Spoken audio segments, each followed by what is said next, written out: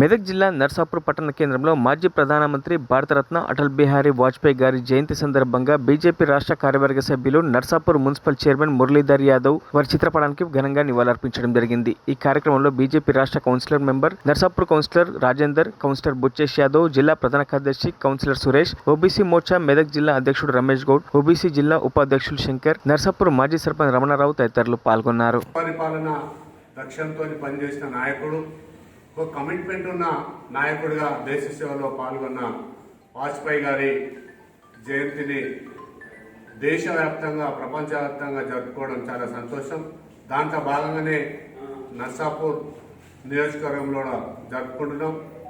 ఇవాళ ఈ రాష్ట్రాన్ని దేశాన్ని దశాబ్దాల పాటు పరిపాలించి ఎన్నో రకాలుగా ఇబ్బందులు చేసిన ఈ రాష్ట్రానికి నిజమైన స్వతంత్రం రావాలంటే అటల్ బిహారీ వాజ్పేయి గారు కలలు కన్నా దేశంగా సుపరిపాలన దేశంగా ఉండాలంటే ఇవాళ దానికి దీటుగా దానికి సరైన నాయకత్వంలో మన నరేంద్ర మోడీ గారు ఈ దేశ పరిపాలన అందిస్తున్నారు.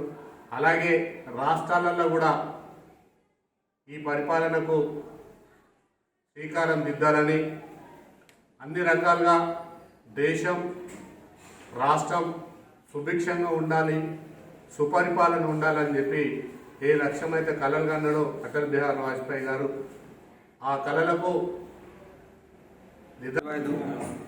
వాజ్పేయి జన్మదినాన్ని కేంద్ర ప్రభుత్వం దేశవ్యాప్తంగా సుపరిపాలన దినోత్సవంగా ప్రకటించడం జరిగింది.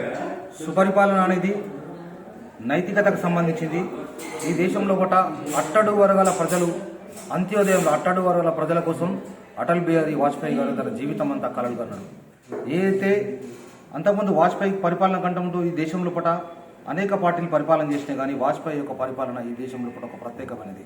వాజ్పేయి గారు ఎప్పుడైతే ప్రధానమంత్రి అయ్యాడో అప్పటి నుంచే ఈ దేశంలో పట అభివృద్ధికి పునాదులు పడ్డాయి, నైతిక విలువలకు పునాదులు పడ్డాయి. కాబట్టి అటల్ బిహారీ వాజ్పేయి ఒక్క ఓటుతో ఓడిపోయినప్పుడు కూడా ఎక్కడ కూడా పార్టీలో ఎంపీలను కొనుగోలు చేయకుండా తను దిగిపోవడానికి సిద్ధమవుతూ నైతికతను చాటిన వ్యక్తి. మరిన్ని అప్డేట్స్ కోసం మా ఛానల్ని సబ్స్క్రైబ్ చేయండి.